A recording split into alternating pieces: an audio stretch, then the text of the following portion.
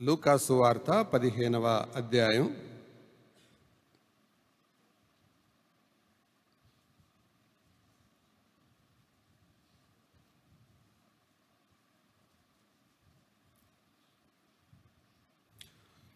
లూకా సువార్త 15వ అధ్యాయం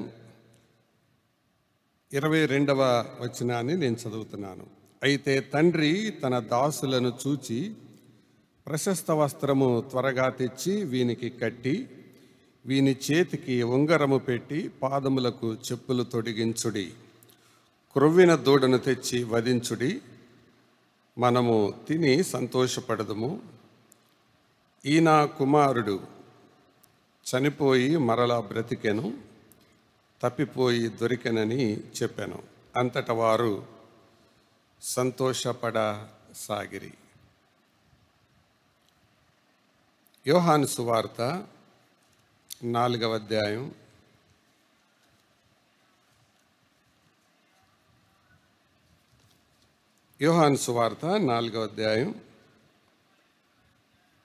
23-24 వచనాలు నేను చదువుతున్నాను. అయితే యథార్థముగా ఆరాధించువారు ఆత్మతోనూ సత్యముతోనూ తండ్రిని ఆరాధించు కాలము వచ్చుచున్నది, అది ఇప్పుడును వచ్చేయున్నది. తన్ను ఆరాధించువారు అట్టివారే కావలెనని తండ్రి కోరుచున్నాడు. దేవుడు ఆత్మ గనుక ఆయనను ఆరాధించువారు ఆత్మతోనూ సత్యముతోనూ ఆరాధింపవలెననెను. ప్రియులారా, మనం చదువుకున్న ఈ 2 లేఖన భాగాల్లో 2 తలంపులు మన మనసులో వేసుకుందాం. మొదటిది తండ్రి యొక్క ప్రేమ, రెండవది తండ్రి యొక్క ఎదురుచూపు, తండ్రి యొక్క వెదుకులాట. మొదటి దాంట్లో ఫాదర్స్ టాలరెన్స్, రెండవ దాంట్లో ఫాదర్స్ యాంటిసిపేషన్. తండ్రి యొక్క ప్రేమ మనకి కనపడుతుంది. లూకా సువార్త 15వ అధ్యాయం 20 వచనం నుంచి కింద బాగా అనేక మాటలు కనపడతాయి. అలాగే యోహాను సువార్త 4వ అధ్యాయం 23-24 వచనాల్లో తండ్రి యొక్క ఎదురుచూపు మనకు కనపడుతుంది. లూకా సువార్త అని అంటే 15వ అధ్యాయంలో 3 సందర్భాలు మనం ఉన్నట్టు ఎరుగుదాం. మొదటి దాంట్లో తప్పిపోయిన గొర్రె, రెండవ దాంట్లో పోగొట్టుకొనబడిన నాణ్యం, మూడో దాంట్లో తప్పిపోయిన కుమారుడు. గొర్రె అమాయకత్వంతో తప్పిపోయింది. నాణ్యం స్త్రీ యొక్క అలక్ష్యంతో పోగొట్టుకొనబడింది. కుమారుడు తన యొక్క మూర్ఖత్వంతో తప్పిపోయాడు. Ship was lost due to its innocence. Coin was lost because of women's negligence. Son was lost because of his arrogance. ఈ సందర్భాల్లో మరలా తిరిగి దేవుని ప్రేమ ఏంటో ఈ 3 సందర్భాల్లో మనకు అర్థమవుతుంది. మొదటి సందర్భంలో ఆయన సీకింగ్ సేవియర్గా, సీకింగ్ షెపర్డ్, వెదికే కాపరిగా ఉన్నాడు. రెండవ సందర్భంలో సర్చింగ్ ఉమెన్, వెదికే స్త్రీగా కనపడతాడు. మూడవ సందర్భంలో ఎక్స్పెక్టింగ్ ఫాదర్, ఎదురు చూచే తండ్రి. మొదటి సందర్భంలో ఆయనే వెతుకుతూ వెళ్ళాడు.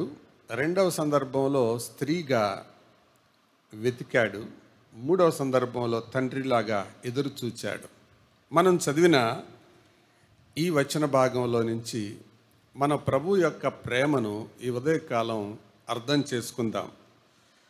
11వ వచనం నుండి 32వ వచనం వరకు ఉన్న ఈ వాక్య భాగంలో లూకా 15:11 నుంచి 32 వరకు మొట్టమొదటిగా యారగాన్స్, ఆ మనిషి యొక్క, ఆ కుమారుని యొక్క పాపం మనకు కనపడుతుంది. పాపం ప్రియులారా, ఆ పాపం అంటే అది తండ్రి మీద వ్యతిరేకంగా చేసిన పాపం, తండ్రికి వ్యతిరేకంగా చేసిన పాపం. ఆ వచనాన్ని నేను చదువుతాను చూడండి. వారిలో చిన్నవాడు తండ్రి ఆస్తిలో నాకు వచ్చు భాగమిమ్మని తన తండ్రిని అడుగగా అతడు వారికి తన ఆస్తిని పంచిపెట్టాను. నిజానికి తండ్రి తనకు రావలసిన భాగం, ఇవ్వవలసిన భాగాన్ని చనిపోయాక ఇవ్వాలి, కానీ బతుకుండగానే ఇచ్చేశాడు. అంటే ఇవ్వడానికి బలవంతం చేశాడు. ఒక మాటలో చెప్పాలంటే ఆ రీతిగా కోరుకోవడం వల్ల బతికి ఉన్న తండ్రి యొక్క చావు పరోక్షంగా కోరుకున్నాడు ఇతను. నువ్వు చచ్చిపోయాక చేసే పని ఇప్పుడే చేయి, చచ్చిపోయాక జరగాల్సింది ఇప్పుడే జరిగించు అన్నట్టు. అది ఆ మాట అన్నప్పుడు తండ్రి హృదయం ఎంత తల్లడిల్లు ఉంటుందో కదా. పాపం, అతని యొక్క పాపం తిరుగుబాటు చేయడంలో అర్థమవుతుంది. తర్వాత ఆ ఆస్తిని సమకూర్చుకొని ఇంట్లోనే తండ్రితో డిస్కనెక్టెడ్గా బ్రతికాడు, సంబంధం లేకుండా బ్రతికాడు కొంతకాలం. అందుకే తర్వాత మాట మనం చూస్తే కొన్ని దినములైన తరువాత, అంటే అది తన భాగం తనకు వచ్చిన తర్వాత కొన్ని దినాలు అయ్యాక, అంటే రాగానే ఆయనతో సంబంధాన్ని కోల్పోయాడు. Disconnected life. పాపం దేవునిని మనిషిని వేరు చేస్తుంది. పరిశుద్ధుడైన దేవుడు పాపి అయిన మనిషితో సహవాసం చేయలేడు. ఆ తర్వాత నెక్స్ట్ దూరంగా వెళ్ళిపోయాడు, దుర్వ్యాపారం చేశాడు. పెద్ద కుమారుడు అన్నట్టు వేశ్యల సాంగత్యం చేశాడు. ఇంత పాపం చేసిన ఈ కుమారుడు పతనానికి వెళ్ళాడు. పాపం ఎప్పుడు మనిషిని ఒంటరిగా ఉంచదు, పాపం పతనానికి నడిపిస్తుంది.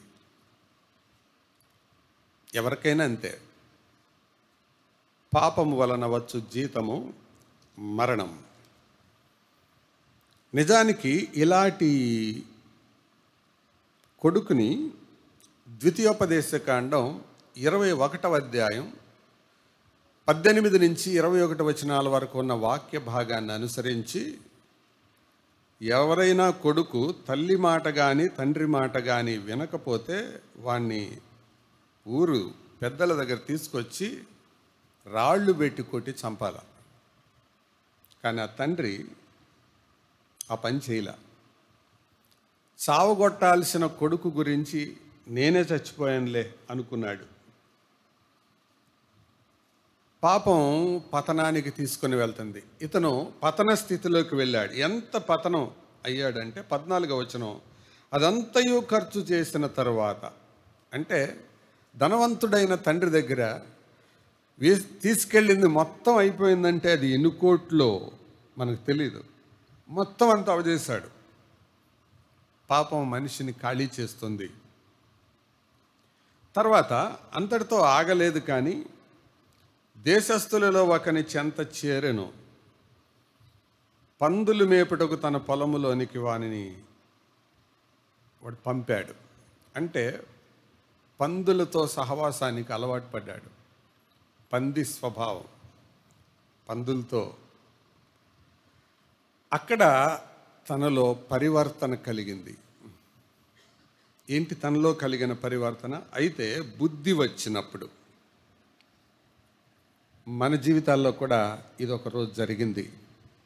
బుద్ధి వచ్చినప్పుడు, బుద్ధి రావడానికి చాలా చాలా కారణాలు ఉంటాయి. దేవుడు వ్యక్తుల ద్వారా మాట్లాడతాడు, పరిస్థితుల ద్వారా మాట్లాడతాడు, వాక్యం ద్వారా మాట్లాడతాడు. ఇతనికి వచ్చిన బుద్ధి, జ్ఞాపక శక్తి, తండ్రి యొక్క ఇల్లు జ్ఞాపకానికి వచ్చింది. బహుశా మనస్సాక్షి ద్వారా మాట్లాడినట్టు అర్థమవుతుంది. బుద్ధి వచ్చినప్పుడు, ఇంగ్లీష్లో when he came to his senses అని ఉంటుంది. అంటే తన యొక్క ఆలోచనలు, అంటే అప్పుడు ఎక్కిన మత్తు వదిలిపోయింది. ఆ సమయంలో పరివర్తన అతనిలో కలిగి, తర్వాత అంశం పరివర్తన తనకి పశ్చాత్తాపానికి నడిపించింది. ఆ పశ్చాత్తాపంలో భాగమే తండ్రి దగ్గరికి వెళ్దాం అని డిసైడ్ అయ్యి ఇలా చెబుదాం అనుకొని వచ్చాడు. తండ్రి, నేను పరలోకముకు విరోధముగాను నీ ఎదుటను పాపము చేసితిని. ప్రియులారా, పాపం ఏదైనా బేసిక్గా ఫస్ట్ పరలోకానికి విరోధం. Any sin that is against to heaven. పాపం ఏదైనా కానీ. రెండవదిగా మనిషికి వ్యతిరేకమైంది. ఈ రెండు పాపాలు తను ఒప్పుకుందాం అని అనుకున్నాడు. నిజమైన పశ్చాత్తాపం ఒప్పుకుంటుంది. True repentance always confesses. తర్వాత తన స్థానం ఏంటో తను గుర్తిస్తుంది. అదే నిజమైన పశ్చాత్తాపం. అదే అతని జీవితంలో మనం చూస్తాం. ఇక మీదట నీ కుమారుడని అనిపించుకొనుటకు యోగ్యుడను కాను. I'm not worthy to be called one of your Sons. మూడవది, కొడుకునే కాదు అసలు కూలి వాళ్ళ ఒకళ్ళగా పెట్టుకో అని కోరుకున్నాడు. ఇలా చెబుదాం అని ట్రైల్ వేసుకున్నాడు. పశ్చాత్తాపడిన ఆ వ్యక్తిపై తండ్రి యొక్క ప్రేమ, ఈ పశ్చాత్తాపంపై పడిన వ్యక్తి మీద తండ్రి ఎంత ప్రేమ చూపించాడో 5 ప్రేమ కార్యాలు అక్కడ మనం నోట్ చేద్దాం. చూడండి, 5 యాక్ట్స్ ఆఫ్ లవ్. 20వ వచనం, వాడింకా దూరముగా ఉన్నప్పుడు తండ్రి వానిని చూచి, నోట్ దట్ పాయింట్, చూచి. దూరంగా ఉన్నప్పుడే చూశాడు. ఎంతకాలం అయిందో దూరంగా వస్తున్న కొడుకును గుర్తుపెట్టాడు. అంటే ఇది మనకు అర్థమైతే నిజంగా మన హృదయాలు కరిగిపోతాయి. రోడ్డు మీద బోల్డ్ మంది నడుచుకుంటూ వస్తారు, కానీ గుర్తుపట్టలేని స్థితిలో వస్తున్న కొడుకును దగ్గరకు వచ్చాక చూడటం కాదు, దూరంగా ఉన్నప్పుడు చూశాడు. అంటే వాడు పతనమైన స్థితిలో, మురికిగా ఉన్న స్థితిలో నడక చూశాడో, రూపు చూశాడో, మొత్తానికి దూరంగా ఉన్నప్పుడే చూశాడు. చూచి, రెండవది కనికరపడి, మూడవది పరుగెత్తి, నాలుగవది మెడ మీద పడి, ఐదవది ముద్దు పెట్టుకొనెను. 5 ప్రేమ కార్యాలు, 5 acts of love or grace.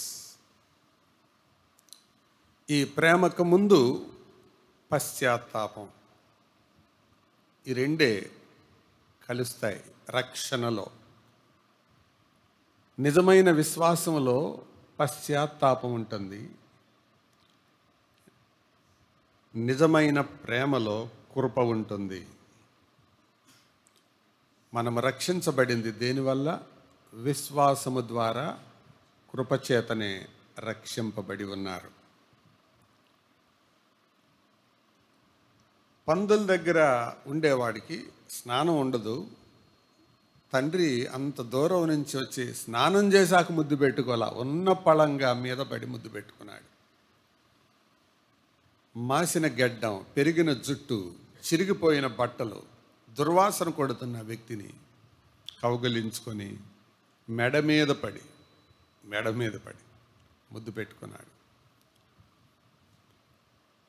5 ప్రేమ కృపా కార్యాలు. ఆ తర్వాత మరికొన్ని కింద కనపడతాయి, అవి ముందుగా కనపడ్డాయి.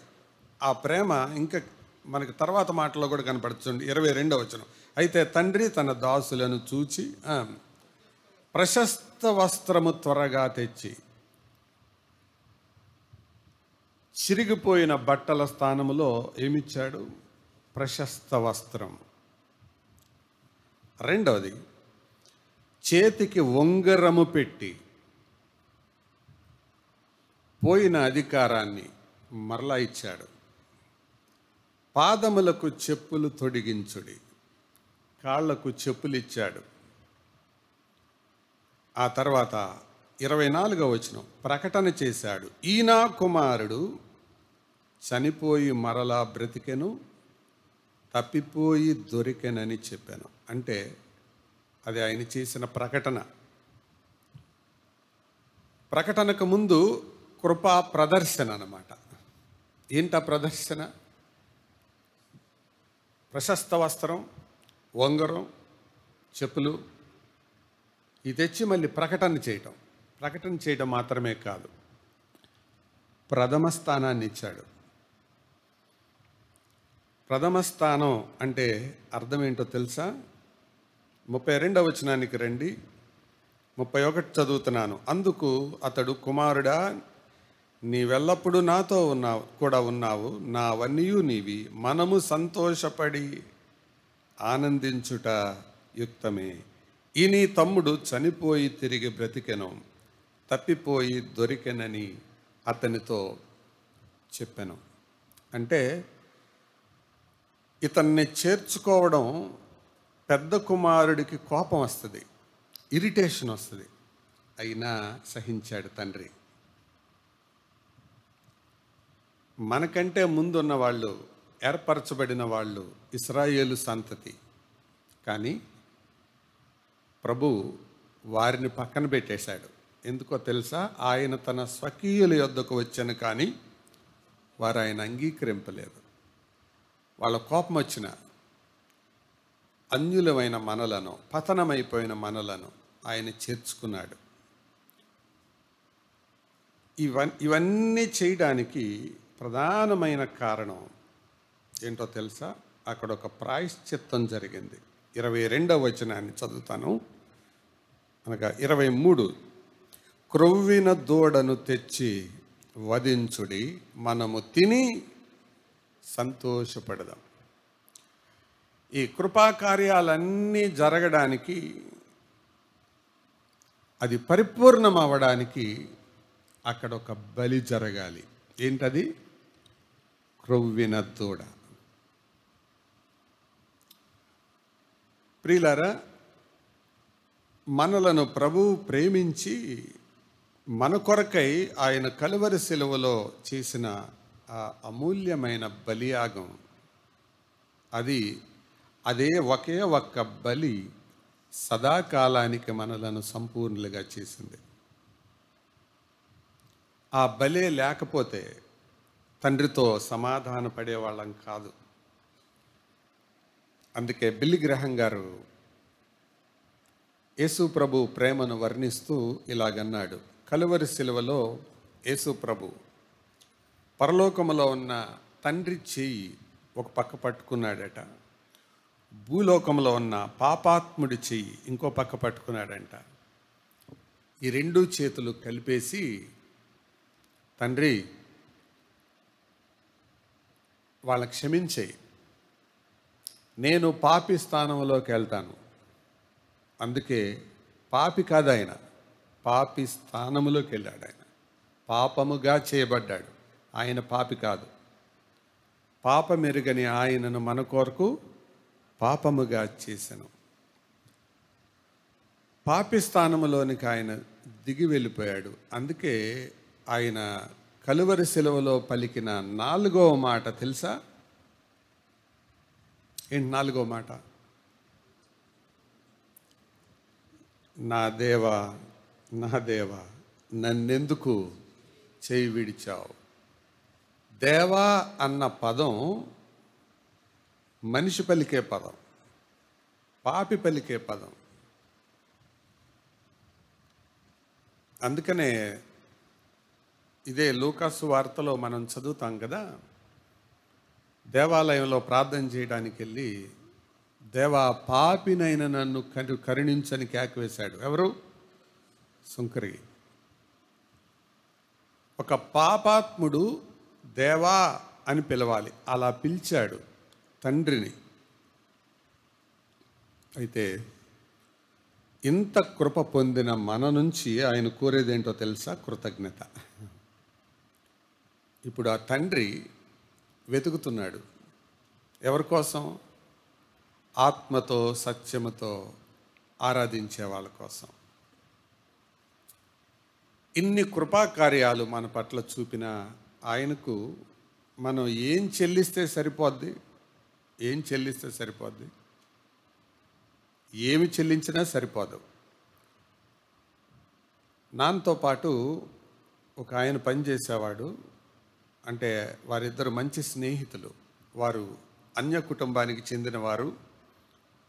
ఒకరోజు నాన్న దగ్గర కూర్చొని ఆయన మాట్లాడుతూ ఇలాగన్నాడు, భిక్షాలు,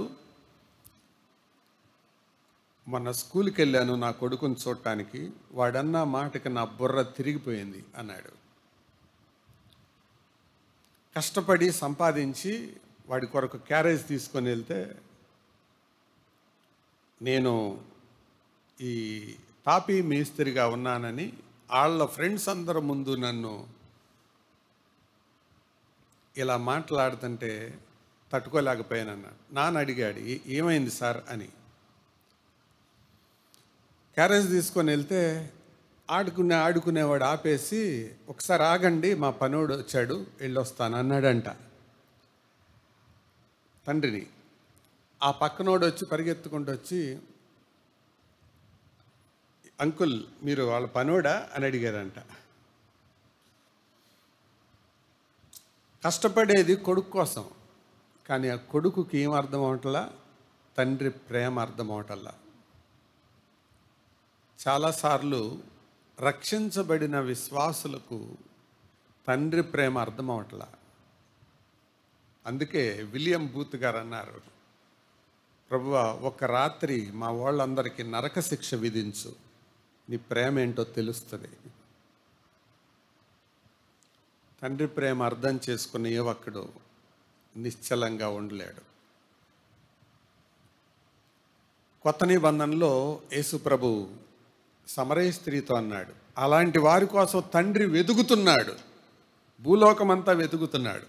ఆయన వెతికేటప్పుడు నువ్వు నేను ఆ హృదయాన్ని సంతృప్తి పరిచే వారుగా మనం ఉంటే ఆయన ఎంత సంతోషిస్తాడో కదా. అలా లేకపోతే మలాకీ గ్రంథంలో ఉన్న మొదటి అధ్యాయంలో ఉన్న 6వ వచనంలో ఉన్న దాని ప్రకారం ఆయన ఎంత ఇరిటేషన్కు గురవుతాడో కదా.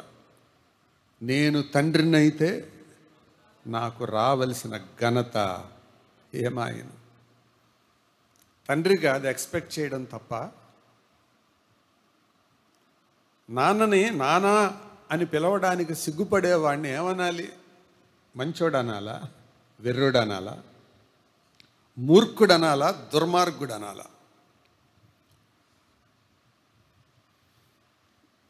లూకాసు వార్తలో ఈ ఉపమానం మనం జ్ఞాపకం చేసుకొని మన ప్రభువును ఆరాధిద్దాం. అట్టి కృప దేవుడు మనకు అనుగ్రహించునుగాక. స్తోత్రాలు చెల్లిద్దాం.